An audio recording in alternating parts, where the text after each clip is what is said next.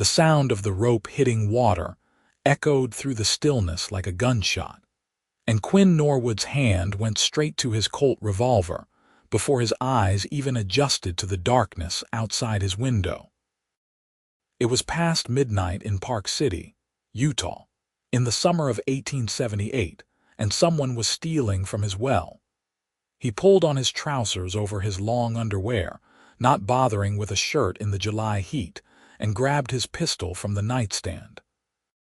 The wooden floorboards creaked under his boots as he moved through the small ranch house, his jaw set tight with anger.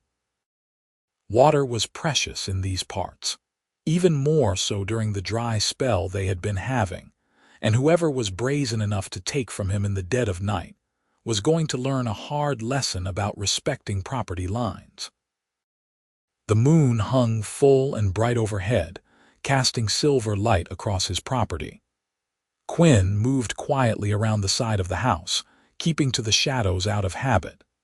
26 years old, and he had been working this land for 5 years now, building it up from nothing after his father passed. Every drop of water in that well represented survival, and he protected what was his.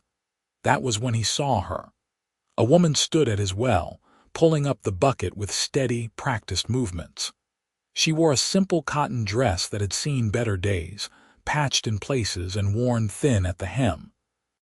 Her dark hair hung in a long braid down her back, and even in the moonlight he could see the determined set of her shoulders as she worked.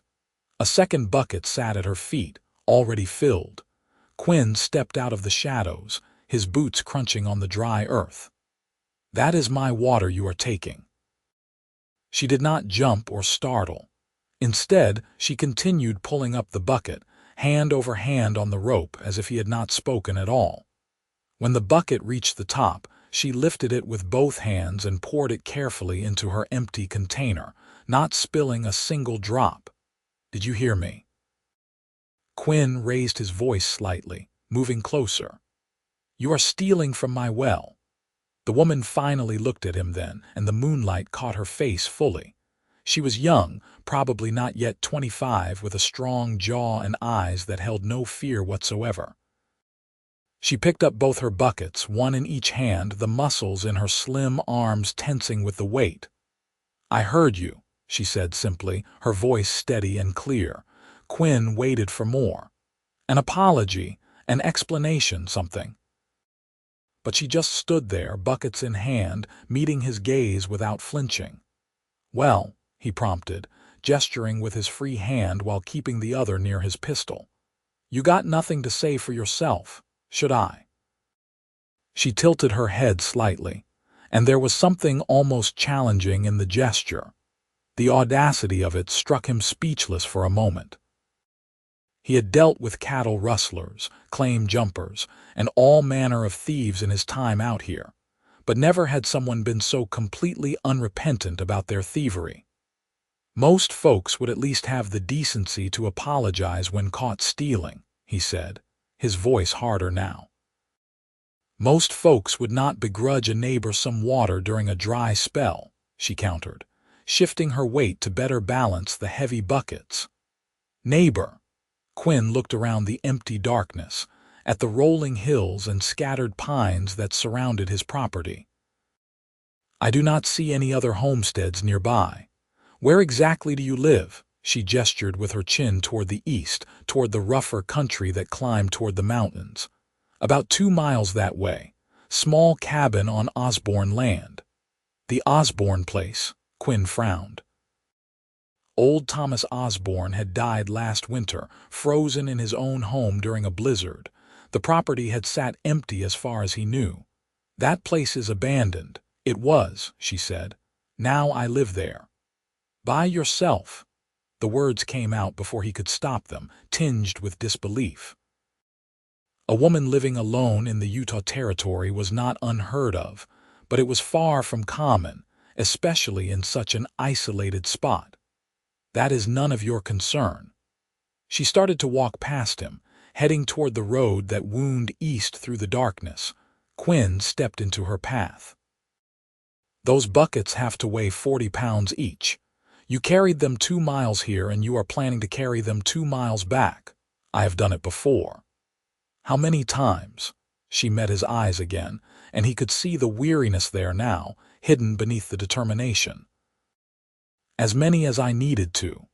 Something shifted in his chest, a softening he did not expect, but he pushed it down, reminding himself that she was still taking what was his without permission. There is a creek that runs through this valley. Why not get your water there? It dried up 3 weeks ago. Her voice was matter of fact, stating a simple truth. Most of the smaller water sources did. Your well is the closest one that still has water. Quinn ran a hand through his dark hair, suddenly aware that he was standing there shirtless, arguing with a strange woman in the middle of the night. So you just decided to help yourself. I decided to survive. She shifted the buckets again. Now, are you going to let me pass, or are you going to shoot an unarmed woman for taking water she needed to live? He looked down at his pistol, still holstered at his hip, then back at her face. In the moonlight, he could see the fine lines of exhaustion around her eyes, the gauntness in her cheeks that spoke of too many missed meals. Her dress, he noticed now, was not just worn but carefully mended in multiple places, the stitching small and neat. "What is your name?" he asked, surprising himself. She hesitated for the first time since he had confronted her. "Lily Osborne. You married to Thomas Osborne's kin." "I was his daughter." Quinn had not known Thomas had any children. The old man had kept to himself, coming into town maybe twice a year for supplies. "I am sorry for your loss. Are you going to let me pass or not?" Lily asked, ignoring his condolence. He stepped aside and she moved past him with her heavy burden, but something made him call after her. "Lily Osborne." She stopped but did not turn around. "You come at a decent hour tomorrow, I will give you water. No need to sneak around like a thief in the night." "I am not a thief." Her voice was tight. "A thief takes things they do not need. I only took what I had to have." "Semantics," Quinn said. "Point is, you can come get water in the daylight, bring whatever containers you have. But you ask first. Understand?" She turned then, studying his face as if trying to determine whether this was some kind of trick. "Why?" "Because I am not the kind of man who would let someone die of thirst over pride," he said. "But I am the kind of man who expects to be asked, not stolen from. There is a difference." Lily nodded slowly. "Tomorrow, then. Thank you." She walked off into the darkness, her figure gradually disappearing as she followed the moonlit road east. Quinn stood there watching until she was completely gone, then looked down at the well, at the rope still hanging down into the dark water below. He had a feeling his life had just gotten a lot more complicated. Sleep did not come easy after that. Quinn lay in his bed, staring at the ceiling and thinking about the woman with no apology and eyes that held too much hardship for someone so young. He wondered how long she had been taking water from his well, how many midnight trips she had made while he slept unaware. The thought bothered him more than it should have. When dawn finally broke, painting the sky in shades of orange and pink, Quinn was already up and doing his morning chores. He fed his 3 horses, checked on his small herd of cattle grazing in the eastern pasture, and repaired a section of fence that had been damaged by some animal in the night. All the while, his eyes kept drifting toward the road, watching for a figure carrying buckets. She did not come. By noon, the summer heat was oppressive, shimmering off the hard, packed earth and making the distant mountains waver like a mirage. Quinn worked on fixing the roof of his barn, replacing shingles that had blown off during a spring storm. Still no sign of Lily Osborne. Maybe she had water stored up, he told himself. Maybe she did not need any today. Or maybe she was too proud to accept help, even when it was offered. That last thought stuck with him. Pride was something he understood. It was the same pride that had kept him going after his father died, when he could have sold this land and moved back east to live with his mother's sister in Boston. Pride and stubbornness were what made a person survive out here, but pride could also kill you. As the afternoon wore on, Quinn found himself increasingly restless. He tried to focus on his work, but his mind kept wandering back to that cabin 2 miles east. What condition was it in? Old Thomas had not been known for his upkeep even before he died, and Lily had looked so thin, so worn down. "Not my problem," he muttered to himself, hammering a nail into a new shingle with more force than necessary. She was a grown woman who had made it clear she did not need or want his concern. But as the sun began its descent toward the western horizon, Quinn found himself saddling his horse, a sturdy bay mare named Copper. He loaded a canteen of water and some dried beef into his saddlebag, telling himself he was just going for an evening ride, nothing more. The road east was rough, barely more than a trail in places. Sagebrush and scrub oak dotted the landscape, and the air smelled of dry earth and pine. True to Lily's word, about 2 miles from his property, he spotted a cabin nestled in a small valley between 2 hills. Calling it a cabin was generous. The structure was more of a shack, with walls made of rough-hewn logs and a roof that sagged dangerously on one side. One of the 2 windows had been boarded up, and the door hung slightly crooked on its hinges. A small vegetable garden, mostly brown and wilted from the heat, struggled along one side of the building. Quinn dismounted and tied Copper to a scraggly tree, then approached the cabin slowly. "Miss Osborne, Lily." No answer came from inside. He moved closer, his boots crunching on the dry grass. "It is Quinn Norwood from the property west of here. Just wanted to check if you were all right." Still nothing. A prickle of worry ran down his spine. He stepped up to the door and knocked. "Lily." The door swung open under his knock, revealing the dark interior. Quinn's hand went instinctively to his pistol as he peered inside, waiting for his eyes to adjust to the dimness. The cabin was a single room, maybe 15 feet square. A narrow bed sat in one corner, a potbelly stove in another. A rough wooden table with one chair occupied the center of the space, and shelves lined one wall, mostly empty except for a few dishes and what looked like some canned goods. The place was swept clean, everything organized with military precision, but the poverty was obvious. This was survival, nothing more. And in the middle of it all, sitting on the floor with her back against the bed, was Lily Osborne. She looked up as Quinn entered, and he could see she had been crying, though her face was dry now. Her hands were wrapped in cloth, and there was blood seeping through the makeshift bandages. "What happened?" Quinn crossed the small space in 2 strides, kneeling down beside her. "Nothing," she said, trying to pull her hands away. "You should not be here. Your hands are bleeding." He reached for them gently, and this time she did not resist. Carefully, he unwrapped the cloth, revealing deep blisters and cuts across her palms and fingers. These were not fresh injuries. These were the hands of someone who had been doing hard manual labor without gloves day after day until the skin could no longer take it.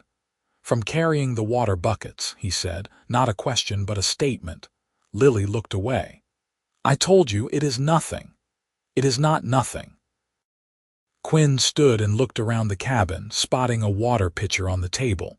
He poured some into a bowl and brought it back, along with some clean cloth he found on a shelf. "This needs to be washed out or it will get infected. I can do it myself." "I am sure you can." He knelt down again, taking one of her hands and gently placing it in the bowl of water. "But I am here, so let me help." She watched him work in silence as he carefully cleaned the wounds, his touch as gentle as he could manage with his calloused fingers. Up close, he could see she was even younger than he had first thought, probably only 20 or 21. but her eyes held the kind of weariness that came from bearing too much for too long. "Why did you not come to the well today?" he asked as he dried her hands and began wrapping them in clean bandages. "I have enough water for now," she said. "Liar." He gestured to the nearly empty cabin. "You do not have enough of anything." Her jaw tightened. "I do not need your pity, Mr. Norwood." "Good, because I am not offering it." He finished wrapping her hands and sat back on his heels. "What I am offering is practical help. Your hands are too damaged to carry those buckets anymore. How were you planning to get water? I would have managed." "How?" "By tearing your hands apart until you could not use them at all." He shook his head. "That is not bravery, Miss Osborne. That is foolishness." Her eyes flashed with anger. "You know nothing about my situation. Then tell me." Quinn sat down on the floor across from her, his back against the wall. "Explain to me why Thomas Osborne's daughter is living alone in a falling-down shack with barely any food and no water source." For a long moment, he thought she would refuse to answer. But then she took a deep breath, and the words came out in a rush, as if once started she could not stop them. "My father sent for me 6 months ago. I had been living in Denver with my aunt after my mother passed, but my aunt died suddenly, and I had nowhere else to go. Father said he had a homestead in Utah, that there was room for me here. So I used the last of the money I had to take the stagecoach out here." She paused, swallowing hard. "When I arrived in Park City, I hired a wagon to bring me out here, and I found my father frozen to death in his bed. He had been dead for weeks." Quinn felt his chest tighten. "I am sorry. I had nowhere to go, no money to go back even if I had somewhere to return to, so I buried him behind the cabin and stayed." She looked around the poor dwelling. This was all he had. The land, the cabin, nothing else. No savings, no provisions. "I have been trying to make it work, but the garden will not grow in this heat without water and when the creek dried up." "You came to my well," Quinn finished. She met his eyes. "I am not proud of stealing, Mr. Norwood. But I am less ashamed of that than I would be of starving to death out of pride." He had to respect that, even if he did not like how she had gone about it. "Why not come into town? Surely someone would have helped you, or at least given you work." A bitter smile crossed her face. "I did go into town. I asked at the general store, at the hotel, at every business. A single woman with no family, no references, no skills beyond basic housework. No one wanted to take the risk. A few men offered me work, but the kind of work that—" She trailed off, but Quinn understood. Anger flared in his gut.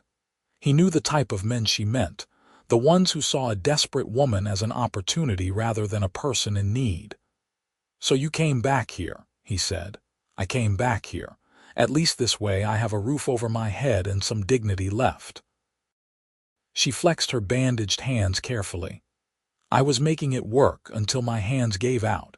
Quinn thought for a moment, an idea forming that was probably foolish but felt right nonetheless. "I have a proposition for you." Lily looked wary. "What kind of proposition?" "The kind where we both benefit. I need help around my ranch. There is always more work than one person can handle, especially now with cattle to tend and the property to maintain. You need food, water, and a way to earn some money. You work for me during the day. I pay you in supplies and a small wage. Nothing improper, just honest work for honest pay." She stared at him as if he had grown a second head. "Why would you do that?" "Because I need the help and you need the work. It makes practical sense. Men do not just offer women jobs out of kindness, Mr. Norwood. There is always something else they want." The directness of her words caught him off guard, but he met her gaze steadily. "I am not those men. You would work the hours we agree on, then go back to your cabin every evening. I will not set foot on your property uninvited, and I expect the same respect from you. This would be a business arrangement, nothing more." Lily studied his face for a long moment, as if trying to read the truth of his intentions. "What kind of work?" "Cooking, mending, general housekeeping." "I have been doing my own for 5 years, and I am tired of eating my own terrible food. Maybe some help with the lighter ranch chores when your hands heal up. Nothing beyond your capability." "And the pay?" "Food supplies from my stores, use of the well for as much water as you need, and $2 a week in actual money." It was more than fair, and they both knew it. Lily bit her lip, clearly torn between pride and practicality. "I do not want charity, Mr. Norwood." "Then do not take it." "This is work, Miss Osborne. I expect you to earn every cent and every meal. I am not an easy man to work for. I expect things done right and done on time." A small smile tugged at the corner of her mouth, the first he had seen from her. "Is that supposed to scare me off? Is it working?" "No." She shifted, wincing slightly as she moved. "When would I start?" "When your hands are healed enough to work. Another week, maybe. In the meantime, I will bring you supplies so you do not have to worry about food or water while you recover." The wariness returned to her eyes. "I cannot pay you back for that right away. Consider it an advance on your wages." Quinn stood, offering her his good hand to help her up. "Do we have an agreement?" Lily looked at his outstretched hand for a long moment before placing her bandaged one in it and letting him pull her to her feet. "We have an agreement, Mr. Norwood, but I keep my own cabin and I come and go as I please." "Fair enough." He released her hand. "I will be back tomorrow with supplies. Make me a list of what you need most." As he rode back to his ranch in the fading twilight, Quinn wondered what exactly he had just gotten himself into. Hiring Lily Osborne made practical sense, he told himself. He did need help, and she did need work. That it had nothing to do with the way she had stood at his well with no apology, unafraid and unashamed, meeting his eyes like an equal. Nothing to do with that at all. The next week passed in a strange new routine. Every morning, Quinn would ride over to Lily's cabin with supplies, fresh water, and whatever else she had requested. She would accept them with stiff gratitude, clearly uncomfortable with the arrangement but too practical to refuse. He would check her hands, making sure they were healing properly, then head back to his ranch to work. By the end of the week, the blisters had scabbed over and new skin was forming. The deep cuts would take longer, but at least infection had not set in. On the 8th day, Lily showed up at Quinn's ranch just after dawn, wearing the same worn dress but with her hair pinned up in a practical bun.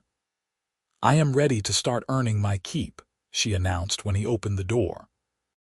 Quinn stepped aside to let her in, suddenly very aware of the state of his house. Dishes were piled in the wash basin, dust covered most surfaces, and his clothes from the previous day lay in a heap by his bed. It was not filthy exactly, but it was far from the clean, organized space Lily kept in her own cabin. "Where do you want me to begin?" she asked, looking around with an expression that might have been amusement or horror. He could not quite tell. "Anywhere you see fit," Quinn said, grabbing his hat. "I will be out working with the cattle. There is food in the larder if you get hungry."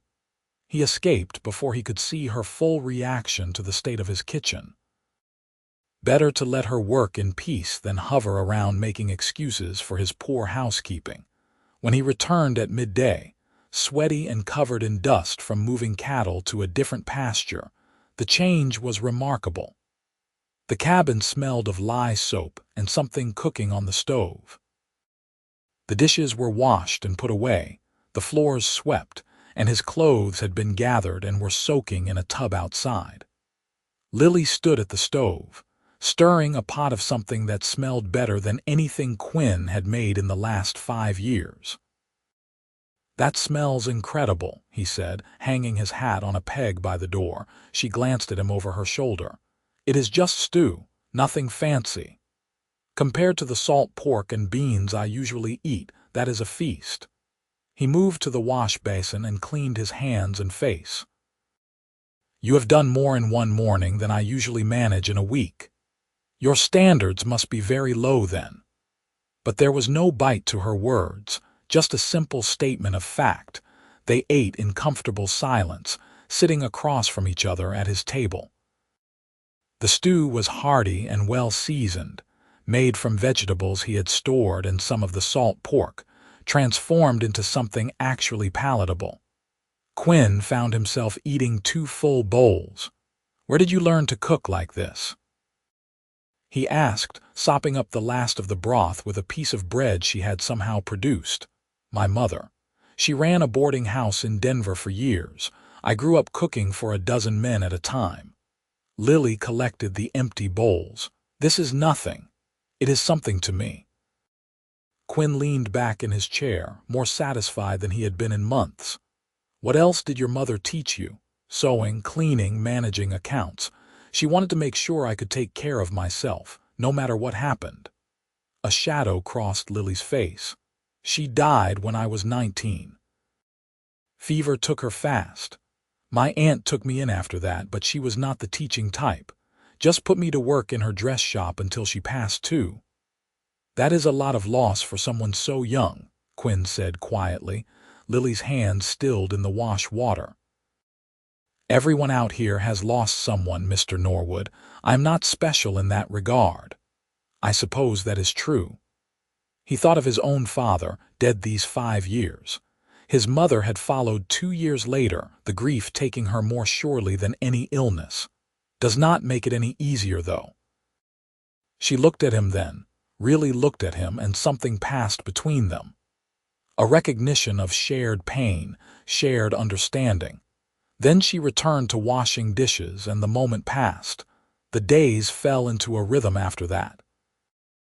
Lily would arrive each morning just after dawn and work until late afternoon, when the worst of the heat set in. She would cook, clean, mend his clothes, and help with lighter tasks around the ranch. Quinn paid her at the end of each week, counting out the coins and adding extra food supplies to take back to her cabin. They spoke little at first, both comfortable with silence. But gradually, as the days turned into weeks, they began to share pieces of their lives. Quinn told her about growing up in Wyoming, about how his father had dreamed of having his own ranch and had died just 3 years after achieving it. Lily shared stories of her mother's boarding house, of the characters who had passed through, and the lessons they had taught her. "There was this one man," Lily said one afternoon as she hung laundry on the line Quinn had strung up outside. "He was a gambler, claimed he had played poker with Doc Holliday himself. Used to teach me card tricks while Mother cooked." Quinn looked up from the fence post he was setting. Did he really play with Holliday? Probably not, but he was a good storyteller. She pinned up one of Quinn's shirts, smoothing out the wrinkles. "He taught me to read people, to watch their faces and hands, said it would serve me well in life." "Has it?" She glanced at him. "I am still here, am I not? Still alive and making my way, so I suppose it has." August melted into September, and the oppressive heat began to ease slightly. Quinn found himself looking forward to Lily's arrival each morning, to the sound of her moving around his cabin, and the smell of actual decent food cooking. She had a quiet competence about her that he appreciated, never asking for help with tasks she could manage herself, but not too proud to ask when she genuinely needed assistance. It was during the 3rd week of September when things shifted between them. Quinn had been working on breaking a new horse, a spirited young stallion he had bought off a rancher passing through. The horse was smart but stubborn, fighting the saddle every time Quinn tried to mount. He had been at it for hours, covered in dust and sweat, when the horse finally had enough. The stallion reared up, front hooves slashing the air, and caught Quinn in the shoulder with one hoof as he tried to dodge. The impact sent him sprawling in the dirt, pain exploding through his left side. "Quinn!" Lily's voice, sharp with concern, came from somewhere nearby. He had not realized she was watching. She ran over, dropping to her knees beside him. "Do not move, let me see." "I am fine," he grunted, trying to sit up. Pain lanced through his shoulder and he could not quite suppress a grimace. "You are not fine, hold still." Her hands were gentle but firm as she examined his shoulder, feeling for breaks. The stallion had moved off to the far side of the corral, eyeing them warily. "Nothing broken," Lily announced after a moment. "But you are going to have a massive bruise. Can you stand?" With her help, Quinn managed to get to his feet, though every movement sent fresh waves of pain through his shoulder. Lily wrapped his good arm around her shoulders, supporting his weight as they made their slow way back to the cabin. "I have dealt with worse," Quinn said as she helped him sit down at the table. "I am sure you have. That does not mean you should ignore this." She disappeared outside and returned a moment later with a cloth soaked in cold well water. "Take off your shirt." He hesitated, suddenly aware of the intimacy of the situation. "I have seen men without shirts before, Mr. Norwood. I worked in a boarding house, remember? Your modesty is not as precious as you think." But there was color in her cheeks as she said it. Quinn carefully pulled his shirt over his head, wincing as the movement pulled at his injured shoulder. Already a dark bruise was spreading across the left side of his upper body, angry purple and red. "Lord," Lily breathed. "That horse really got you." She pressed the cold cloth against the bruise, and Quinn hissed at the contact. But her touch was gentle, careful, and after a moment the cold began to numb some of the pain. They stayed like that for several minutes, Lily tending to his injury while Quinn tried not to think about how close she was standing, how he could smell the faint scent of soap and sun on her skin. When had she stopped being just his employee and become something more in his mind? "Thank you," he said quietly. Lily looked up, meeting his eyes. They were close enough that he could see flecks of gold in her brown eyes, could count the freckles the summer sun had brought out across her nose. "You are welcome," she said, just as quietly. The moment stretched between them, charged with something neither was quite ready to name. Then Lily stepped back, wringing out the cloth with hands that trembled slightly. "You should rest that shoulder for a few days. No more horse breaking until the bruising goes down." "Yes, madam," Quinn said, surprised to find himself smiling despite the pain. She smiled back, a real smile that transformed her whole face, and Quinn felt something in his chest shift and settle into a new position, something that felt dangerously like hope. The injury forced Quinn to slow down, which meant he spent more time in the cabin while Lily worked. They talked more, sharing stories and opinions on everything from the best way to make bread to arguments about politics and territory governance. Quinn discovered that Lily had strong opinions on women's suffrage and was not shy about sharing them. "Wyoming gave women the vote nearly 10 years ago," she said one afternoon, kneading dough with practiced efficiency. "If they can do it, why not Utah?" "I did not say I disagreed," Quinn replied from his seat at the table, where he was awkwardly attempting to mend a saddle strap one-handed. "I just think it is going to take time for the rest of the territories to catch up." "Time." Lily's hands stilled in the dough. "That is what men always say when they mean never. Just wait, be patient, your time will come, but it never does unless women fight for it. You are probably right about that." She looked at him in surprise. "You are agreeing with me. Why would I not?" "My mother was one of the smartest people I ever knew. Smarter than my father in a lot of ways, though he would never have admitted it. If she had been able to vote, to own property in her own name, to have a real say in things, maybe she would have made different choices. Better ones." Lily resumed kneading, but her expression had softened. "That is surprisingly progressive thinking for a cowboy. I prefer to think of it as common sense." Quinn set down the strap, frustrated with his one-handed fumbling. "Here, can you help me with this?" She wiped her hands on her apron and came over, taking the strap and needle from him. Their fingers brushed in the exchange, and Quinn felt that spark again, the one that had been growing stronger each day. "You know," Lily said as she stitched, "when you first caught me at your well, I thought you were going to be like every other man out here. Hard, unforgiving, concerned only with what is yours. What changed your mind? You offered me water, and then work instead of."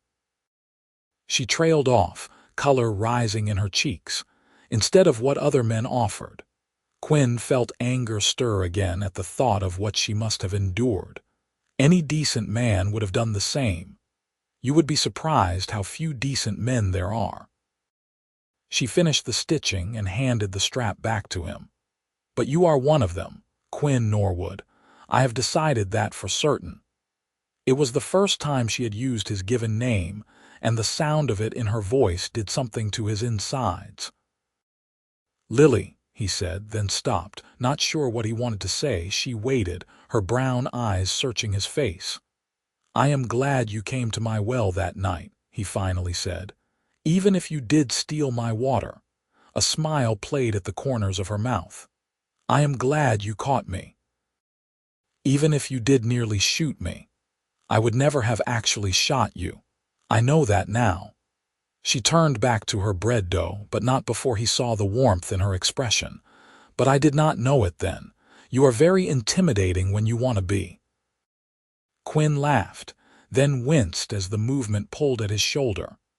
"I will take that as a compliment." October arrived with cooler temperatures and the first hints that winter would come early this year. Quinn's shoulder healed slowly, and Lily continued to come every day, though the work had shifted somewhat. She now helped more with the outdoor chores, proving herself surprisingly capable with the cattle and horses. The young stallion that had injured Quinn seemed to take to her immediately, following her around the corral like a puppy. "I think he is sweet on you," Quinn observed one afternoon, watching as the horse nuzzled Lily's shoulder while she brushed him down. "Horses have good judgment of character," Lily replied, stroking the stallion's nose. "Unlike some people." "Are you saying I have poor judgment? I am saying you bought a horse that nearly killed you." But she was grinning as she said it. Their banter had become easier, more natural. Quinn found himself manufacturing reasons to stay close to wherever Lily was working, and he noticed she did the same. When they worked together, moving cattle or mending fence, they developed an unspoken rhythm, anticipating each other's movements with the ease of people who had worked together for years rather than months. It was during one of these joint tasks, repairing the roof on Quinn's barn, that the rains came. They had been watching the clouds build all morning, dark and heavy with the promise of a serious storm. Quinn wanted to finish the repairs before the rain hit, so they worked quickly, passing shingles and nails between them. But the storm moved faster than anticipated. One moment they were hammering in the last few shingles. The next, the sky opened up and rain poured down in sheets, drenching them instantly. "Inside," Quinn shouted over the roar of the rain. "Before the lightning starts." They scrambled down the ladder and ran for the cabin, rain pelting them from all sides. By the time they burst through the door, they were both soaked through, water dripping from their clothes and hair onto the clean floor Lily had swept that morning. For a moment, they just stood there, catching their breath. Then Lily started to laugh, a full, genuine sound that Quinn had never heard from her before. It was infectious, and soon he was laughing too, both of them standing in puddles of their own making, laughing at the absurdity of it. "Your floor," Lily gasped between laughs. "I just cleaned your floor." "It needed washing anyway," Quinn managed. The laughter faded gradually, leaving them standing close together, both dripping wet. Lily's hair had come loose from its pins, hanging in dark waves around her shoulders. Water droplets clung to her eyelashes, and her dress was plastered to her body in a way that made Quinn force himself to look away. "You should change," he said, his voice rougher than intended. "I have some old clothes that might fit you well enough. They will be too big, but at least they are dry." He went to his trunk and pulled out an old shirt and a pair of trousers, handing them to Lily. "I will step outside while you change. In the rain. I have already had my bath for the month." He tried to make it a joke, but the air between them felt charged, heavy with more than just the storm. "Quinn." His name stopped him at the door. "Thank you for everything, not just today, but all of it. This job, your kindness. You saved my life, you know. I was not going to last much longer on my own." He turned back to face her. "You would have found a way. You are too stubborn to give up." "Maybe, but I am glad I did not have to find out." She clutched the dry clothes to her chest. "I just wanted you to know that I see what you have done for me, and I appreciate it more than I can say." The moment stretched between them, and Quinn felt the pull again, that magnetic draw he had been trying to ignore for weeks now. It would be so easy to cross the small space between them, to reach out and touch her face, to see if her lips were as soft as they looked. Instead, he nodded and stepped out into the rain. The storm lasted through the afternoon and into the evening, making it impossible for Lily to return to her cabin. Quinn stayed outside as long as he could, doing unnecessary chores in the barn, but eventually the cold and wet drove him back inside. Lily had changed into his clothes, the shirt hanging nearly to her knees and the trousers rolled up multiple times. She had built up the fire in the stove and hung their wet things near it to dry. Coffee was brewing, and she had somehow put together a meal from his supplies. "You did not have to do all this," Quinn said, standing awkwardly near the door. "I was not going to just sit here useless while you worked." She poured coffee into 2 cups, handing one to him. "Besides, we need to eat." They sat at the table, and the storm raged outside, rain hammering against the roof and windows. Lightning flashed periodically, illuminating the cabin in stark white light followed by booming thunder. It was the kind of storm that made a person grateful for solid walls and a warm fire. "I should probably head back soon," Lily said as they finished eating. "The rain might ease up." As if in response, thunder cracked so loud it shook the cabin and the rain intensified even further. Quinn shook his head. "You are not going anywhere in this. It is not safe." "You will stay here tonight." "Quinn, I cannot." "You can and you will. I am not letting you ride 2 miles in this storm." He stood, moving to the small storage room off the main cabin. "I have extra blankets. I will sleep out here by the fire. You can have the bed." "I am not taking your bed." "Yes, you are. This is not a discussion." He brought out the blankets and began making himself a pallet on the floor near the stove. Lily watched him for a moment, then sighed. "You are the most stubborn man I have ever met." "I learned from the most stubborn woman." He smiled at her, taking the sting out of the words. She smiled back, and something warm unfurled in Quinn's chest. "Good night, Quinn." "Good night, Lily." He lay on his pallet long into the night, listening to the storm and the soft sound of Lily breathing in his bed. Sleep was a long time coming. His mind kept circling back to the same thought, the one he had been avoiding for weeks now. He was falling in love with Lily Osborne. Maybe he had started falling that first night, when she stood at his well with a bucket and no apology, meeting his eyes like an equal. Or maybe it had been gradual, built up through weeks of shared meals and conversations, through the way she hummed while she worked and the fierce intelligence in her eyes when she debated with him. Either way, the truth was undeniable now. He loved her. The question was, what was he going to do about it? The storm broke sometime before dawn, and Quinn woke to weak sunlight filtering through the windows. He sat up, rubbing his stiff neck, and found Lily already awake, standing at the window and looking out at the rain-washed morning.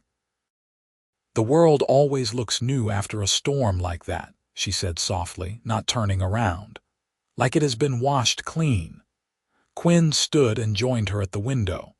The landscape did look different, colors more vivid after the rain, the air clear and fresh. "Your clothes should be dry enough to wear now. Thank you." But she did not move, just continued staring out at the morning. "Quinn, can I ask you something?" "Of course." "Why did you really offer me this job, the truth?" He considered lying, or giving her the practical answer he had used before. But standing here in the morning light, after a night spent aware of every breath she took, he found he did not want to lie anymore. "Because from the moment I saw you at that well, I could not stop thinking about you," he said quietly. "Because you were brave and proud and stubborn, and I had never met anyone like you.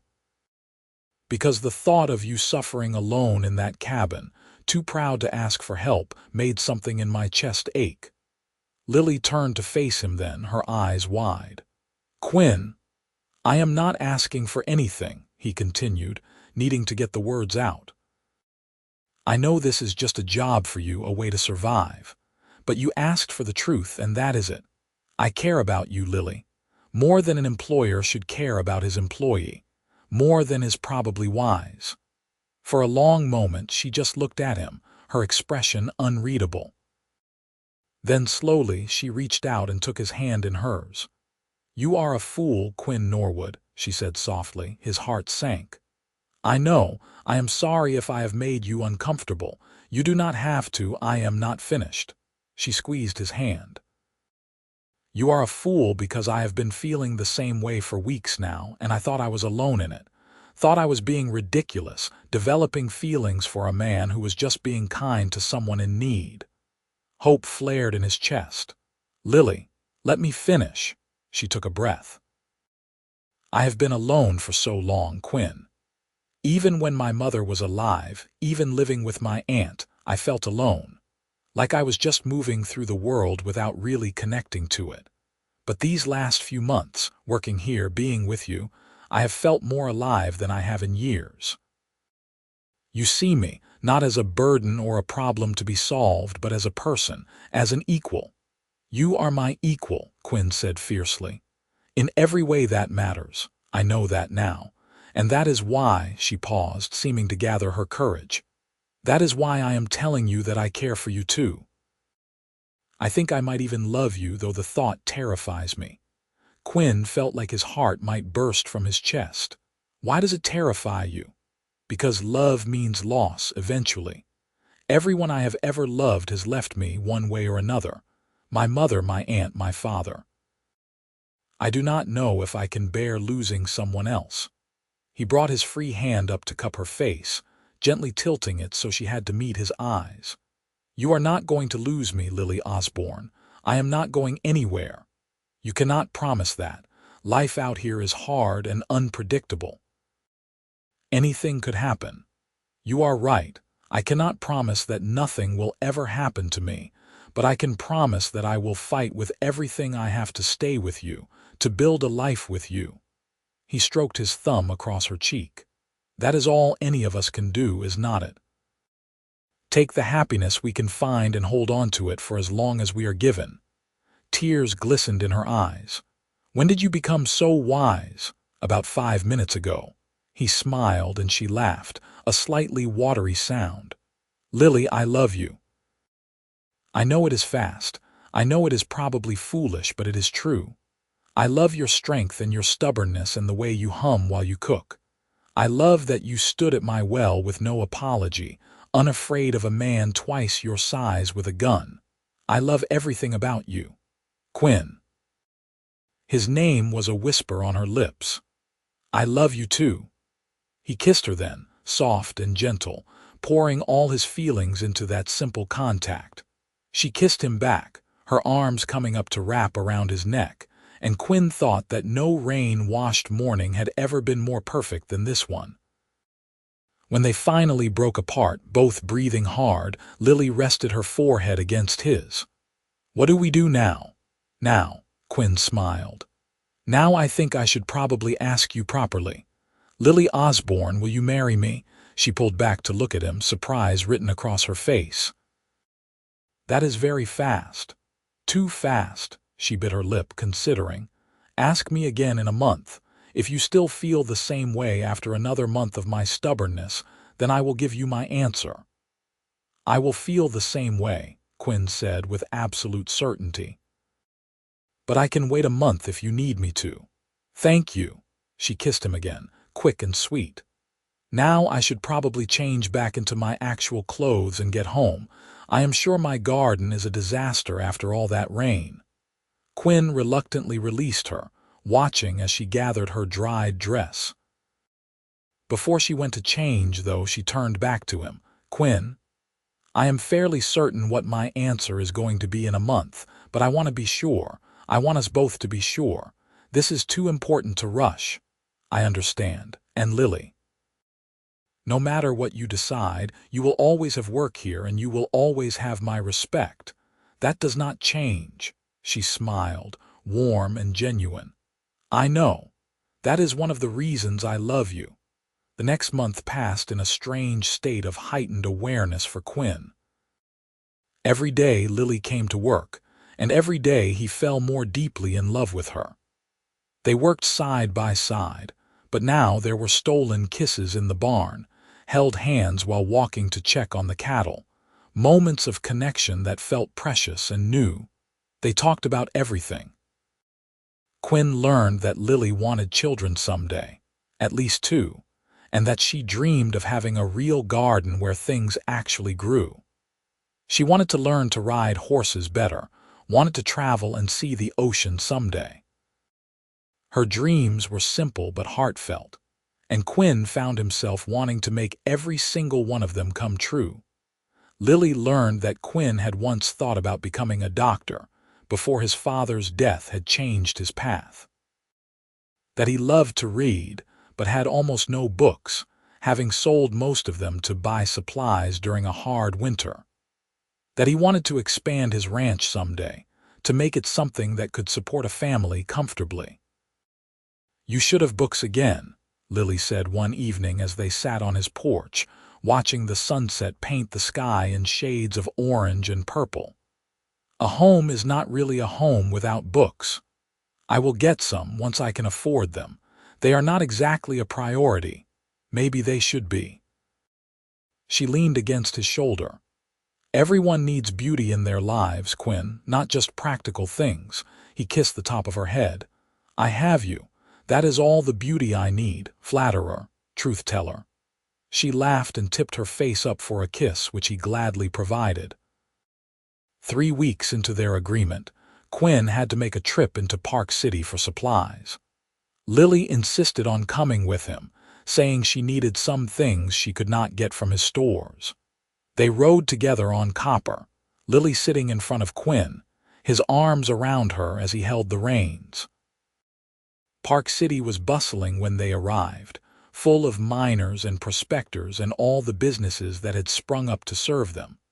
They tied Copper outside the general store and went in together.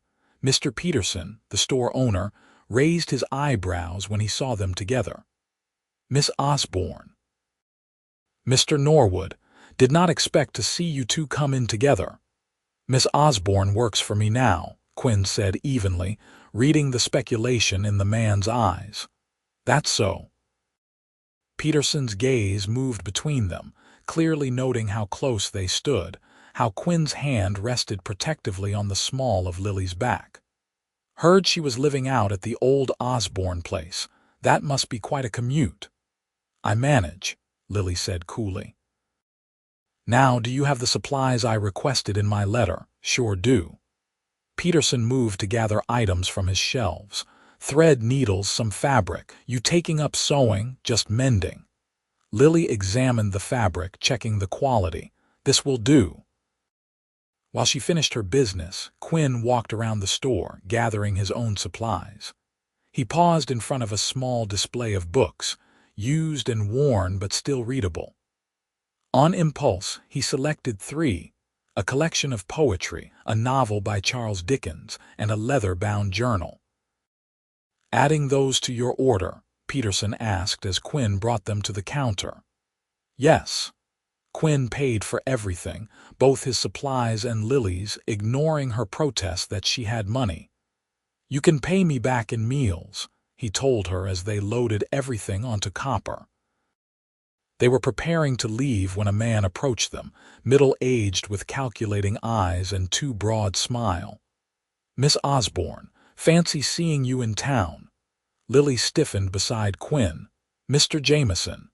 Been a while since you came asking for work. I have been thinking about that offer I made you." "If you are still interested, she is not," Quinn said flatly. Recognizing the type of man Jameson was immediately, Jameson looked at Quinn as if seeing him for the first time. "And you are Quinn Norwood. Miss Osborne works for me now." Something sly entered Jameson's expression. "That's so." "What kind of work exactly?"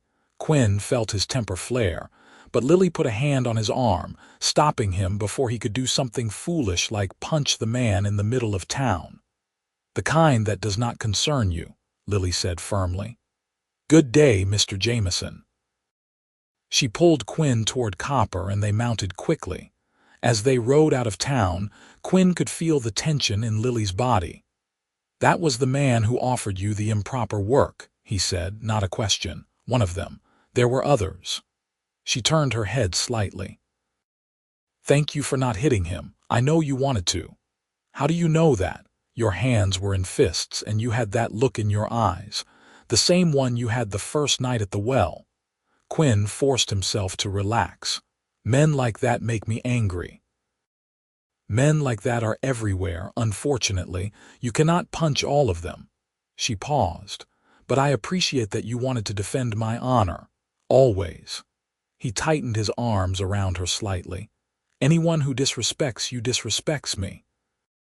They rode in silence for a while before Lily spoke again. "People are going to talk, you know, about us, especially if we get married. Let them talk. They will say I trapped you, that I used my position to secure a husband, or they will say worse, that we have been improper all along." "Do you care what they say?" Lily thought about it. "I care that it might hurt you, damage your reputation. My reputation can handle it, and anyone who knows me knows I do not do anything I do not want to do." He steered Copper around a large rock in the path. "Besides, once we are married, they will have to accept it. That is just how it works." "Is that a hint?" Maybe. He could hear the smile in his own voice. "It has been 3 weeks. Only one more to go until I can ask you again. So impatient. When you know what you want, why wait?" Lily leaned back against him, and Quinn felt content in a way he had never experienced before. This was right. She was right. Everything else was just details. The final week seemed to drag on forever. Quinn caught himself counting down the hours, watching Lily as she worked and wondering if she was counting too. She gave no indication either way, maintaining the same warm but slightly distant demeanor she had adopted since their agreement. Finally, exactly 1 month after he had first asked, Quinn woke up knowing today was the day. He dressed carefully, putting on his best shirt and even attempting to tame his unruly dark hair. When Lily arrived, she stopped in the doorway, her eyes widening slightly. "You look nice," she said, a question in her voice. "It is a special day." Quinn took her hand and led her outside to the spot behind his cabin where he had been working in secret for the past week. Lily gasped when she saw it. He had built a small garden plot, the soil turned and ready for planting, with a wooden fence around it to keep out animals. It was not much, but it was a start. "Quinn," she breathed.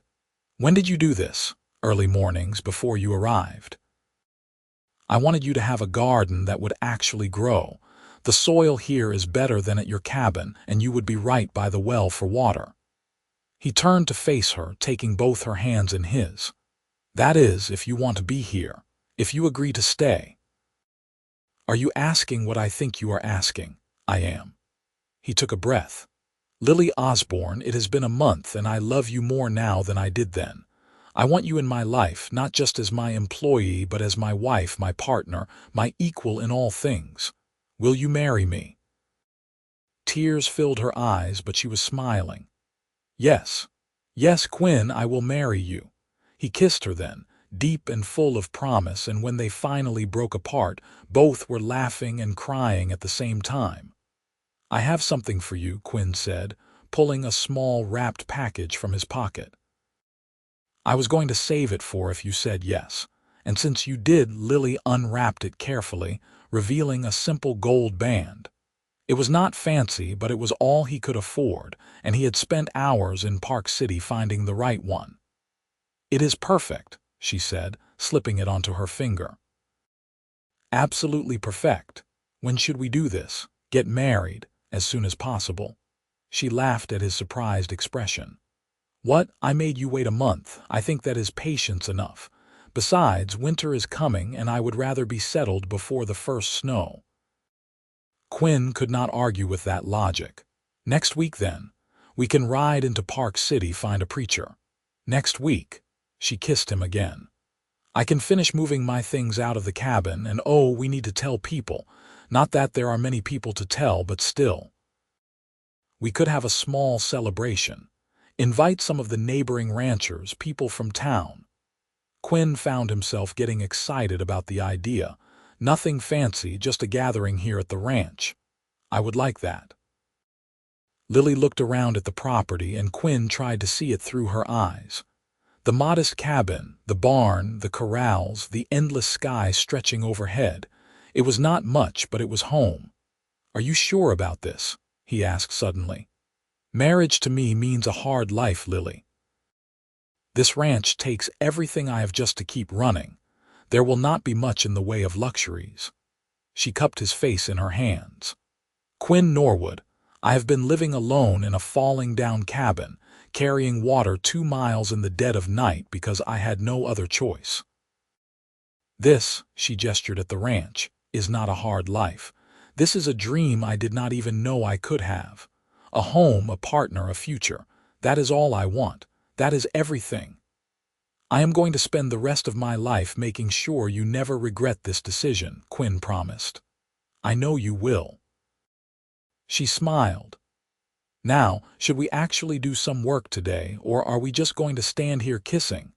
Can we do both? She laughed, the sound clear and joyful, and Quinn thought his heart might actually burst from happiness. The week passed in a flurry of preparation. Lily moved her meager belongings from her cabin to Quinn's, integrating them with his own things. They cleaned and organized, making room for 2 people where there had only been 1. Quinn rode to the neighboring ranches, extending invitations to the wedding celebration, while Lily baked and cooked, preparing food for the gathering. On the morning of the wedding, they rode into Park City together. The preacher, an elderly man named Reverend Matthews, agreed to marry them in his small church. There were no guests, no flowers, no music. Just Quinn and Lily standing before the altar speaking vows that would bind them together. Do you, Quinn Norwood, take this woman to be your lawfully wedded wife, to have and to hold from this day forward, for better or worse, for richer or poorer, in sickness and in health, until death do you part? I do, Quinn said firmly, looking into Lily's eyes. And do you, Lily Osborne, take this man to be your lawfully wedded husband, to have and to hold from this day forward, for better or worse, for richer or poorer, in sickness and in health, until death do you part? I do, Lily said, her voice clear and strong. Then by the power vested in me, I now pronounce you husband and wife. You may kiss your bride. Quinn did not need to be told twice. He pulled Lily into his arms and kissed her, sealing the vows they had just made. When they broke apart, she was crying, but they were happy tears this time. Mrs. Norwood, Quinn said, testing out the name. Mr. Norwood, she replied, laughing through her tears. They signed the marriage certificate, making it official, and rode back to the ranch as husband and wife. The celebration that evening was small but heartfelt.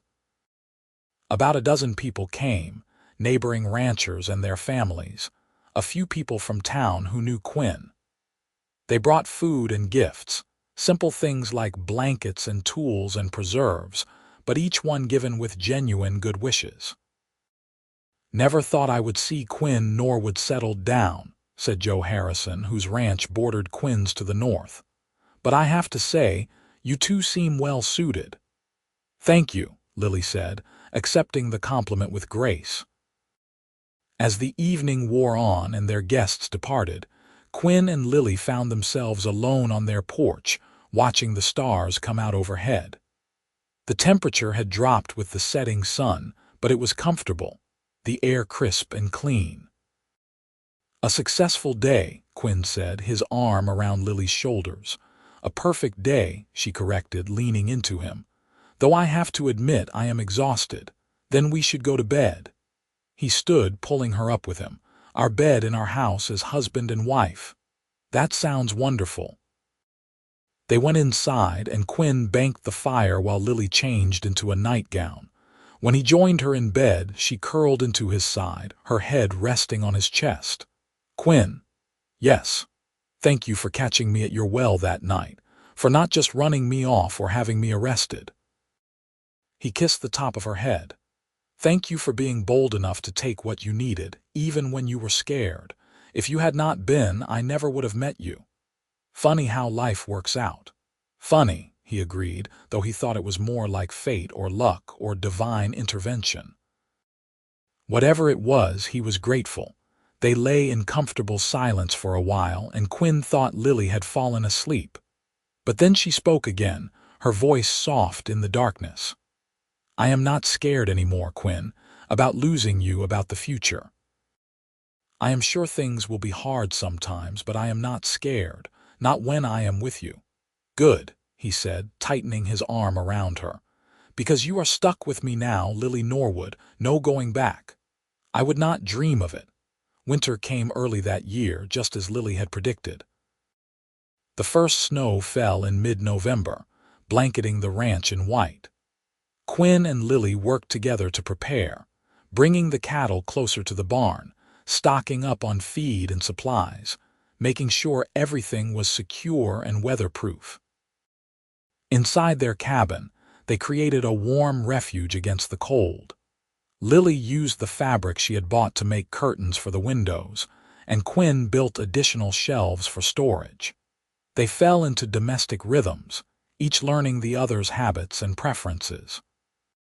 Quinn discovered that Lily sang while she cooked, usually old folk songs her mother had taught her. Lily learned that Quinn liked to read for an hour before bed, and she started joining him, both of them sitting by the fire with their books. They talked about what they read, about the ideas and stories, finding new ways to understand each other through shared literature. The books Quinn had bought that day in Park City multiplied as winter deepened. Lily ordered more through the general store, building a small library on the shelves Quinn made. The cabin began to feel less like a bachelor's quarters and more like a home, filled with small touches that spoke of Lily's presence. December brought heavier snows and bitter cold. There were days when they could not go outside at all, when the wind howled around the cabin and the world disappeared into a white void. On those days, they stayed close to the fire, playing cards and talking and simply being together. "You ever regret it?" Quinn asked one evening as they lay in bed listening to the wind. "Marrying me so quickly, we barely knew each other." "I knew enough," Lily said. "I knew you were kind and honest and hardworking. I knew you treated me with respect and saw me as an equal. What else did I need to know?" "I suppose when you put it that way. And besides," she continued, turning to face him in the darkness, "I have gotten to know you better since then, and everything I have learned has only made me more certain that I made the right choice. even when I leave my boots in the middle of the floor. Even then, though I would appreciate if you could work on that. Quinn laughed and pulled her closer. Outside, the storm raged on, but inside they were warm and safe and together. Christmas came and they celebrated quietly, just the two of them. Quinn had ordered a gift for Lily from a catalog, a beautiful shawl in deep blue wool. She cried when she unwrapped it, saying it was too nice, too expensive. But he could see how much she loved it by the way she immediately wrapped it around her shoulders. Lily's gift to him was a new shirt she had sewn herself, made from fabric she had bought with her own wages and stitched by firelight in the evenings when he was doing barn chores. The fit was perfect, and Quinn wore it proudly, touched by the hours of work she had put into it. "We should start a tradition," Lily said on Christmas evening as they sat by the fire. "Something we do every year." "Like what?" "I do not know. Something that is just ours." She thought for a moment. "What about we each give the other something handmade? Something we made ourselves with our own hands. That way it is not about money but about thought and effort." "I like that," Quinn considered. "Though I am not sure what I could make that would be any good. You built me a garden. I think you are better at making things than you realize." "We will see next Christmas, if you still think that." The new year arrived with slightly warmer weather and the promise that spring would come eventually. Lily began planning her garden in earnest, drawing diagrams and making lists of what she wanted to plant. Quinn listened to her schemes with amusement and affection, happy to see her so excited about something. In February, Lily woke up one morning feeling ill. She tried to push through it, but Quinn noticed immediately and insisted she rest. For the next week, she continued to feel sick in the mornings, though it always passed by midday. "Maybe you ate something bad," Quinn suggested, worried. "I do not think so." Lily had a strange expression on her face, half excited and half nervous. "Quinn, I think I might be pregnant." He stared at her, the words taking a moment to process. "Pregnant, are you sure?" "Not completely. But the signs are there. Morning sickness, I am tired all the time, and I have missed my monthly courses." She bit her lip. "How do you feel about that?" Quinn felt a smile spread across his face, growing wider with each passing second. "How do I feel? Lily, that is wonderful news, incredible, amazing. You are happy then?" Happy does not even begin to cover it. He pulled her into his arms, holding her carefully as if she might break. "We are going to have a baby, a son or daughter, our child." Lily hugged him back, and he could feel her relief in the way she relaxed against him. "I was hoping you would be pleased. I know it is fast. We have only been married a few months. It is perfect timing. The baby will come in the fall, after the summer heat, but before winter sets in." His mind was already racing ahead, thinking of all the things they would need. "We should make a trip to town, see the doctor to confirm. And we will need to prepare a space for the baby, maybe build a cradle." "One thing at a time," Lily said, laughing. "First, let us just make sure I am actually pregnant." The doctor in Park City confirmed it 2 weeks later. Lily was indeed expecting, with the baby due in early October. Quinn felt like he was walking on air as they left the doctor's office, his hand protectively on Lily's lower back. "Are you nervous?" he asked as they rode home. "Terrified," she admitted. "My mother always said childbirth was the hardest thing she ever did, and so much can go wrong." "We will make sure you have the best care. We will bring the doctor out to the ranch before your time comes, make sure everything is ready." Quinn squeezed her hand. "You are not alone in this, Lily. Whatever you need, I will make sure you have it. I know." "That is the only reason I am not completely panicked," she smiled at him. "We are going to be parents, Quinn. That is both exciting and completely terrifying. I am sure we will figure it out together." Spring arrived gradually, the snow melting and revealing the brown earth beneath. As soon as the ground thawed enough, Lily began working on her garden, planting seeds and tending them with devoted care. Quinn helped when he could, but mostly he just enjoyed watching her work, humming to herself as she coaxed life from the soil. The pregnancy agreed with Lily for the most part. After the first few months, the morning sickness faded, and she seemed to glow with health and happiness. Her belly grew steadily, and Quinn found himself constantly amazed by the changes in her body, by the reality of the life they had created together. "You want a son or a daughter?"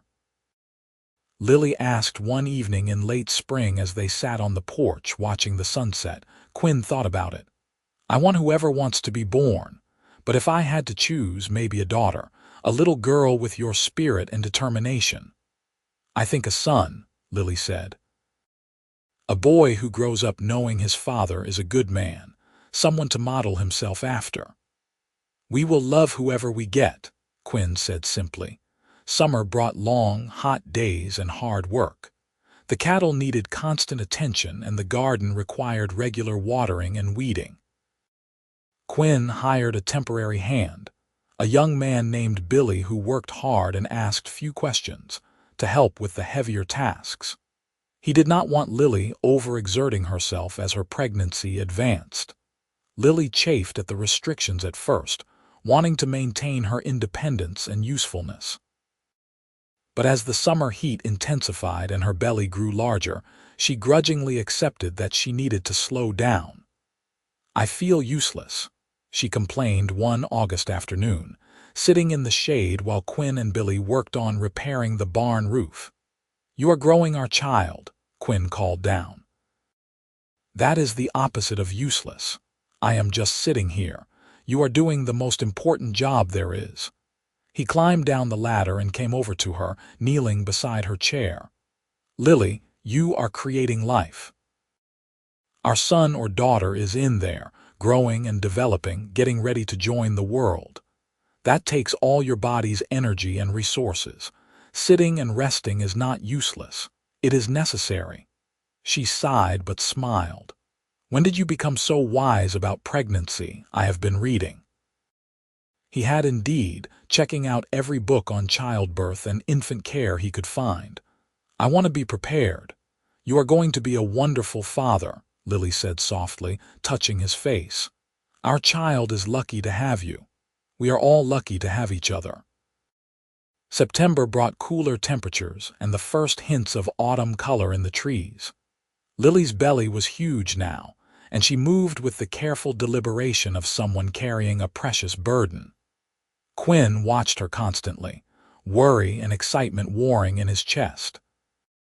"It could be any day now," the doctor said when he came out to check on Lily in late September.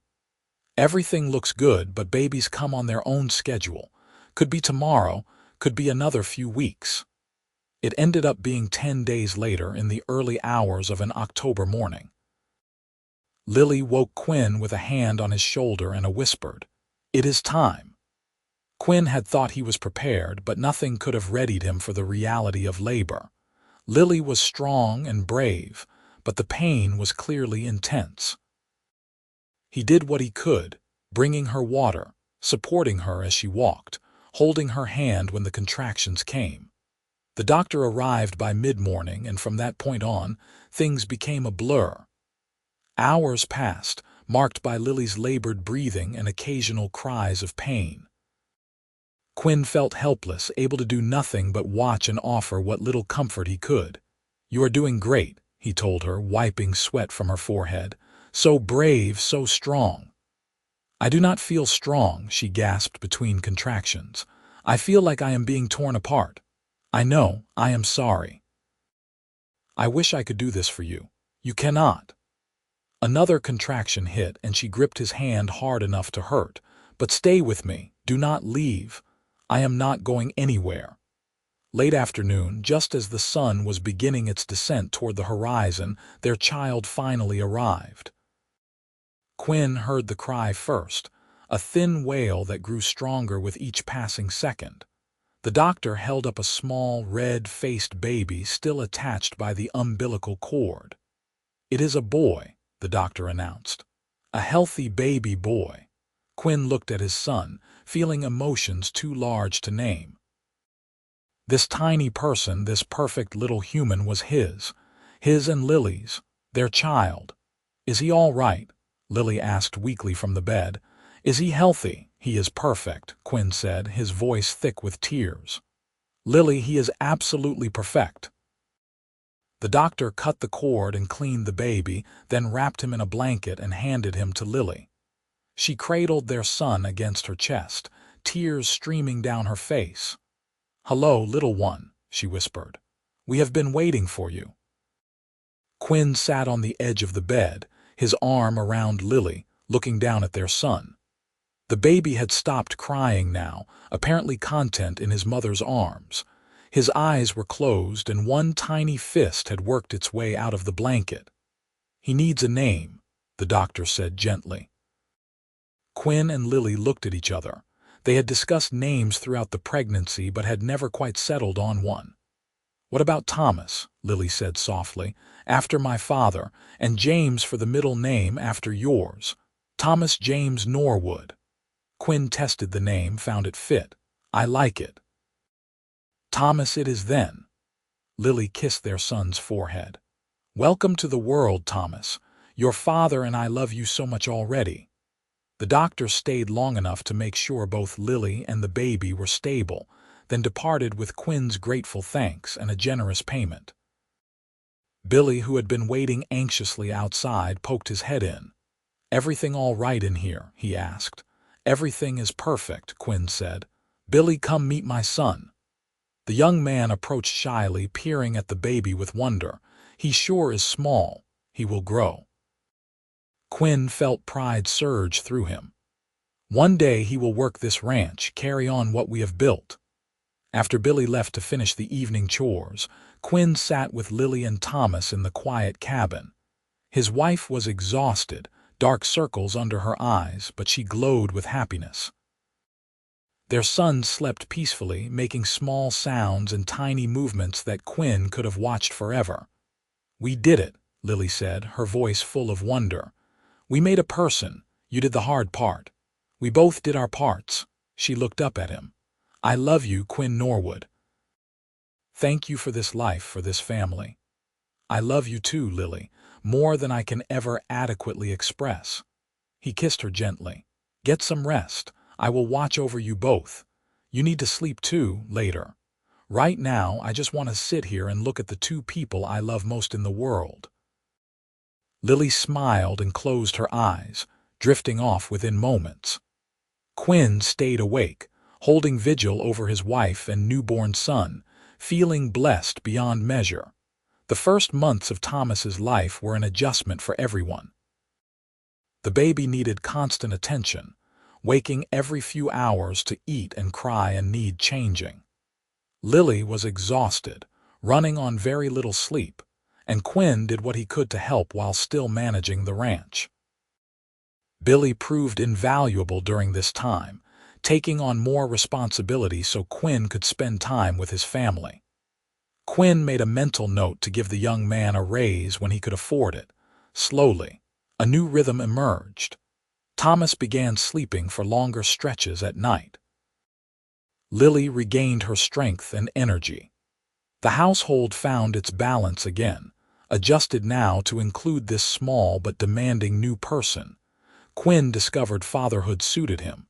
He loved everything about his son, from the downy dark hair on his head to his tiny, perfect toes.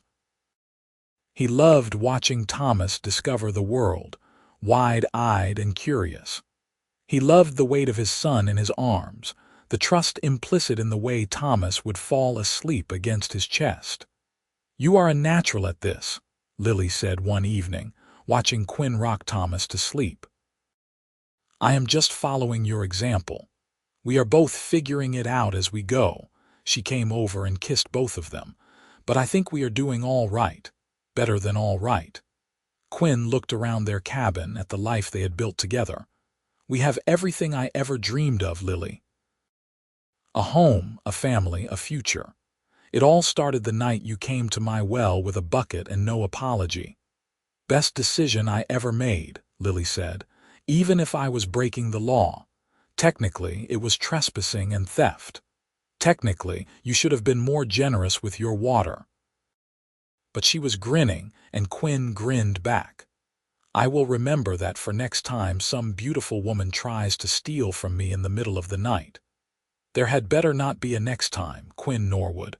I am the only woman allowed to steal from your well. Deal. Winter came again, their second as a married couple but their first as parents. The cabin felt smaller but warmer with 3 people in it instead of 2. Thomas grew and changed daily, becoming more alert and interactive. He smiled now, great big gummy grins that made Quinn's heart melt every time. They celebrated their first anniversary quietly, exchanging handmade gifts as they had promised. Lily gave Quinn a quilt she had been secretly working on, made from scraps of their clothes and blankets, a patchwork history of their life together. Quinn presented her with a rocking chair he had built in the barn when she was not around, carved with delicate patterns along the arms and back. For nursing Thomas, he explained, and for any future children. Future children, Lily raised an eyebrow, already thinking about more. Maybe not right away, but someday, yes, I want Thomas to have siblings to grow up with brothers or sisters to play with. I want that too. She sat in the rocking chair, testing it out. This is beautiful, Quinn. I cannot believe you made it. I had a good teacher. He had actually consulted with the town carpenter, but he did not mention that. Do you like it? I love it. I love you. She pulled him down for a kiss. Best anniversary gift ever. The seasons continued their endless cycle, and the Norwood family grew and changed with them. Spring brought new life to the ranch and new developments for Thomas, who learned to crawl and then to pull himself up on furniture. Summer found him taking his first wobbly steps, much to his parents' delight and alarm. He is going to give us gray hair before we are 30, Lily said, chasing after their adventurous son as he toddled toward the corral fence. That is what children do, Quinn agreed, scooping Thomas up and swinging him in the air, making the boy shriek with laughter. Billy left that summer, heading west to try his luck in California. Quinn hired a more permanent hand, an older man named George who had worked ranches all his life. George took to Thomas immediately, carving the boy small wooden animals and teaching him the names of all the horses. By Thomas's second birthday, Lily was pregnant again. This time the pregnancy was easier, perhaps because she knew what to expect, or perhaps because she was not trying to do everything herself, accepting help from Quinn and George when she needed it. Their daughter was born in the spring, an easier birth than Thomas had been. She came into the world with a full head of dark hair and lungs that could wake the dead. They named her Catherine Rose, after Quinn's mother and the wild roses that bloomed around the ranch each summer. Thomas was fascinated by his baby sister, wanting to hold her and help take care of her constantly. Quinn and Lily had to watch him carefully to make sure his enthusiasm did not overwhelm the tiny baby, but his heart was clearly in the right place. He is going to be protective of her, Lily predicted, watching Thomas gently pat Catherine's head. Good. Girls need protecting in this world. Girls need teaching how to protect themselves, Lily corrected. Catherine is going to grow up strong and capable just like her mother. Quinn smiled. I would expect nothing less. The years passed in a blur of activity and growth. The ranch prospered under Quinn's careful management, expanding slowly but steadily. They added more cattle, more land, built a larger barn. The cabin was expanded too, with rooms added for the children and better facilities for the growing family. Thomas grew into a serious, responsible boy who loved working with his father and learning about the ranch.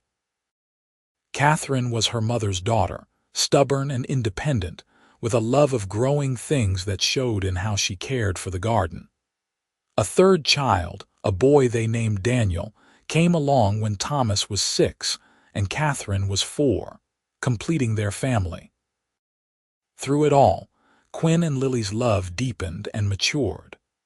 The passionate newness of their early days together transformed into something richer and more complex.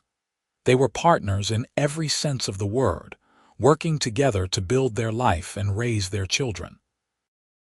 They still stole kisses in the barn and held hands on evening walks, but now those gestures carried the weight of years together, of shared joys and weathered hardships.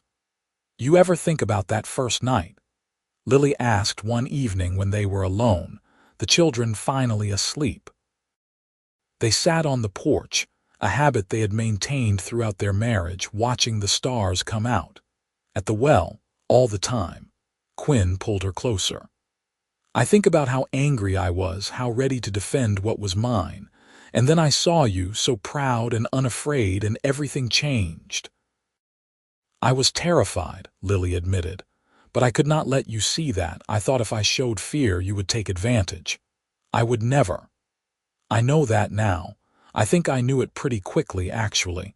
There was something in your eyes even when you were angry, a fundamental decency." She leaned her head on his shoulder. "My mother used to say you could tell the measure of a man by how he treats those weaker than him. You had every advantage over me that night, but you never used it against me. You were never weak, Lily. Desperate, maybe, but not weak. There is a difference." "That is what I mean. You saw me as a person, not just a problem or an opportunity. That is rare." They sat in comfortable silence for a while, the sounds of the night surrounding them. An owl hooted from somewhere in the distance, and cattle lowed softly in their pasture. "Do you have any regrets?" Quinn asked. "About how things turned out?" Lily was quiet for a moment, and Quinn felt a flicker of worry. But when she spoke, her voice was warm and certain. "Not a single one. Well, maybe that we did not meet sooner, but everything else. The way we met, our quick marriage, this life we have built, I would not change any of it." She tilted her face up to look at him. "You, the same. Even the hard parts, the struggles we have faced, they were worth it because we faced them together." He kissed her forehead. "You are still the bravest person I know, Lily Norwood, taking water from a stranger's well with no apology." "I was just trying to survive." "You were doing more than that. You were refusing to give up, refusing to let circumstance define you. That takes courage." "So does catching a thief and offering her a job instead of turning her in." Quinn laughed. "I suppose we are both brave then, or maybe just fortunate enough to recognize something special when we found it. Maybe both." As the years continued to pass, the Norwood Ranch became one of the most successful in the area. Quinn's reputation for fair dealing and hard work spread, and others came to him for advice and help. Lily became known for her garden, which produced abundantly year after year, and for her willingness to help new mothers and teach young women the skills they needed to survive on the frontier. Their children grew strong and capable. Thomas proved to be a natural rancher, taking on more responsibility as he entered his teenage years. Catherine developed a love of horses and spent every spare moment in the stables, learning to ride and care for the animals. Daniel, the youngest, showed an aptitude for numbers and helped his mother keep the ranch accounts as soon as he was old enough to write. Through good years and bad, through droughts and harsh winters, through personal losses and community celebrations, Quinn and Lily remained each other's constant support. They had built something lasting, not just in the physical structures of the ranch, but in the family and love that filled it. On their 20th wedding anniversary, Quinn and Lily took a rare trip away from the ranch, leaving it in the capable hands of their nearly grown children and George, who still worked for them after all these years. They rode to the spot where Lily's old cabin had stood, though the structure had long since collapsed and been reclaimed by nature. "It seems like a lifetime ago," Lily said, looking at the overgrown foundation, "that I lived here alone, desperate and scared. It was a lifetime ago. A different life entirely. Quinn took her hand, though I am grateful for it because it led you to my well. Our well, Lily corrected. It was always ours from that very first night. I was just too stubborn to realize it. One of your most endearing qualities. She laughed, the sound as bright and joyful as it had been 20 years earlier. Come on, there is one more place I want to visit. They rode to Quinn's ranch, though it hardly resembled the modest homestead it had been when they met. The cabin had been replaced by a proper house, 2 stories with multiple bedrooms and modern conveniences. The barn had been rebuilt and expanded, the corral enlarged, fields cultivated where there had once been only scrubland. But the well remained, the same well where their story had begun. Someone, probably one of the children, had built a small cover over it to keep out debris, but otherwise it was unchanged. Lily dismounted and walked over to it, peering down into the dark depths. "Thank you," she said softly. "For what?" "For the water. For giving me what I needed when I needed it most." She turned to face him. "And I do not just mean the water, Quinn, I mean everything. The work, the respect, the love. You gave me a life when I thought I had none left." Quinn joined her at the well, taking both her hands in his. "You gave me just as much, more maybe. You gave me a family, a purpose beyond just surviving. You made this ranch a home. We did that together." "Yes, we did." He pulled her close, kissing her with the ease of 20 years of practice. When they broke apart, both were smiling. "Here is to 20 more years, Mrs. Norwood." "At least 20 more," she agreed. "Though maybe we could make them slightly less eventful than the first 20. Where would be the fun in that?" They stayed at the well for a while longer, remembering and reflecting. Then they mounted their horses and rode back to their house, where their children waited with a celebration dinner prepared. The table was laden with food, candles flickered in the fading evening light, and laughter filled the air as stories were told and memories shared. Later that night, after the children had gone to bed and the house was quiet, Quinn and Lily returned to their favorite spot on the porch. The stars overhead were the same ones that had witnessed their first meeting, eternal and unchanging while everything else transformed. "Do you think they know how lucky they are?" Lily asked, gesturing toward the house where their children slept. "To grow up with security and love and a future. I think they take it for granted the way all children do, but they will understand someday when they have children of their own. They will look back and realize what it took to build this. Good. I want them to appreciate it, but I also want them to know they can build something of their own, that they do not have to stay here if their dreams lead elsewhere." Quinn squeezed her hand. "They will make their own choices, just like we did, and we will support them no matter what. Promise. Promise." The years that followed brought more changes, as years always do. Thomas married a girl from town and started a family of his own, building a house on the northern section of the ranch land. Catherine shocked everyone by announcing she wanted to go east to study at a women's college, and Quinn and Lily scraped together the money to send her, proud beyond words, even though they would miss her terribly. Daniel showed no interest in ranching, instead becoming the town schoolteacher, which suited his quiet, scholarly nature perfectly through all of it. Quinn and Lily remained the steady center, the foundation upon which their family was built. They grew older together, silver threading through their dark hair, lines deepening around their eyes and mouths. But their love remained constant, perhaps even grew stronger with each passing year.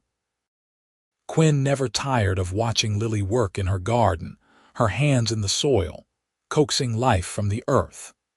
Lily never tired of seeing Quinn on horseback, still strong and capable despite the years, guiding cattle across the land they had built together. They had become woven into each other's lives so completely that neither could imagine existing separately. On a warm summer evening when they were both well into their 60s, with grandchildren running around the ranch and great-grandchildren on the way, Quinn and Lily found themselves alone at the well once more. It had become a sort of pilgrimage for them, this place where their story began, visiting it on their anniversary each year. 45 years, Lily said, shaking her head in wonder. Can you believe it? Some days yes, some days no.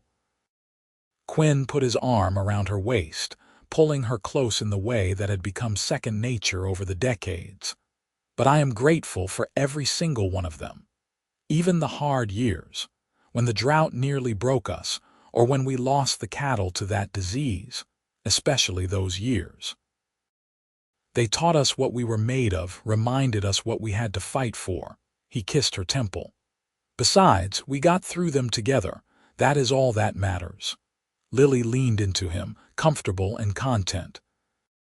Do you ever wonder what your life would have been like if I had never come to your well that night? If I had given up or gone somewhere else, or if you had not caught me? I try not to. That version of my life seems too empty to contemplate. Quinn tightened his arm around her. You were always supposed to be here, Lily. I truly believe that.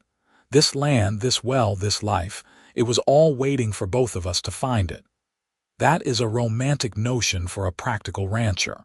You bring out the romantic in me. He turned to face her fully, taking both her hands in his. Lily Norwood, you have given me the best life I could have imagined. You have been my partner, my love, my best friend. You have given me children and grandchildren, laughter and purpose. I would do it all again in a heartbeat, every bit of it. Tears glistened in her eyes. Quinn Norwood, you saved my life that night at the well, and then you gave me a reason to live it. You saw past my pride and desperation to the person I could be, the person I wanted to be. Everything good in my life came from you taking a chance on a woman with a bucket and no apology. Everything good in my life came from you being brave enough to take what you needed, even when you were scared. That courage, that determination, it has been the foundation of everything we built together. They stood at the well as the sun set behind them, painting the sky in shades of orange and pink and purple. Around them, the ranch hummed with life, with the sounds of family and the evidence of decades of love and labor. This place that had once been just a homestead for one had become a legacy for many, all because of a chance meeting in the middle of the night. Come on, Lily said finally, taking Quinn's hand. Let us go home. I think I smell Catherine's daughter making dinner, and you know how she gets if we are late. She gets that from you, you know, that bossy streak. I prefer to call it strong-willed. Of course you do. They walked slowly back to the house, hand in hand, their steps matched from years of walking together. As they reached the porch, they could hear laughter and conversation spilling out from inside, the sound of family gathering for a meal. Quinn paused to look at it all, at the life they had created, and felt his heart swell with gratitude. What are you thinking? Lily asked, watching his face. That I am the luckiest man alive, that every day with you has been a gift, that I would not change a single thing. Not even my stubbornness, especially not your stubbornness. He kissed her soft and sweet in the doorway of their home. It is what brought you to my well after all. Our well, Lily insisted once more, smiling against his lips. Our well, Quinn agreed. Always ours. They went inside together, into the warmth and light and love that filled their home, surrounded by the family they had created and the life they had built. Outside, the stars came out one by one, watching over the ranch and the well where it all began, silent witnesses to a love story that started with water and ended with everything. The decades that followed were golden ones. Quinn and Lily aged gracefully, becoming the beloved matriarch and patriarch of not just their family but the entire community. Their ranch remained successful, passed to capable hands as they slowly retired from active work. They spent their later years watching their grandchildren and great-grandchildren grow, telling stories of the old days, and enjoying the simple pleasure of each other's company. Quinn never forgot that first moment at the well, the sight of Lily standing there in the moonlight with such fierce determination. Lily never forgot Quinn's offer of water and work, the kindness that had changed the course of her life. These memories became family legend, told and retold to children who would gather around to hear how Grandma and Grandpa fell in love. When Quinn was 78, he fell ill with a fever that lingered for weeks. Lily never left his side, caring for him with the same fierce determination she had shown that first night at the well. He recovered, but they both knew their time together was growing shorter. "I am not ready to let you go," Lily said one night as they lay in bed together, Quinn's hand clasped in hers. "I am not going anywhere yet," he assured her. "We still have time." And they did. Years yet during which they continued to love and laugh and live fully. They celebrated their 50th wedding anniversary, surrounded by so many family members they lost count. They saw Catherine return from the East with a husband and dreams of her own. They held great-great-grandchildren in their arms and marveled at how their love had created such an extensive and beautiful family tree. When Quinn finally passed away at the age of 84, it was peacefully in his sleep, with Lily beside him. She grieved deeply but without regret, knowing they had been given more time together than most people ever got. She had loved him fully and been fully loved in return. That was all anyone could ask for. Lily lived another 3 years after Quinn's death, spending her time with her family and tending to her garden. On the morning she passed, also peacefully in her sleep, they found her in her rocking chair on the porch, the one Quinn had made her so many years ago. She was facing the well, where their story had begun. The family buried them side by side on a hill overlooking the ranch, where they could watch over the land and legacy they had created together. The headstone was simple, bearing their names and dates in a single line. It started with water and became everything. The ranch continued to thrive under the care of their descendants. The well still provided water, now supplemented by modern systems but maintained out of respect and tradition. Children still heard the story of how their ancestors met, of the woman with a bucket and no apology, and the man who saw past her theft to her need. It became a family teaching about compassion, courage, and recognizing love when it appears, even in unexpected circumstances. Years turned into decades, decades into generations, but the legacy of Quinn and Lily Norwood remained strong. Their love story, which began with a simple act of survival and grew into a lifetime of partnership and devotion, continued to inspire those who came after them. The well stood as a monument to that first meeting, a reminder that sometimes the most important moments in life come when we least expect them, in the middle of the night, under the stars, when someone brave enough to take what they need meets someone kind enough to give it. And if you stood at that well on a clear night, some said you could still feel their presence, the echo of a love that had transformed not just 2 lives but generations. A love that started with water and became everything.